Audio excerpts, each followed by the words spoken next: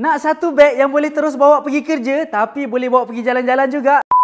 I suggestkan sis Mirella Small Tote. Untuk handbag Mirella ni sangat-sangat confident sis pakai sebab tali dia lebar, still nampak eksklusif tapi masih lagi santai. Jom saya tunjukkan dari segi detailing dia. Untuk warna Oxblade ni, sis nampak tak dia punya tali lebar ni memang nampak bold lah sebab ada tulisan Michael Kors dekat sini. Dan untuk material dia juga daripada pebble leather yang sangat-sangat lembut.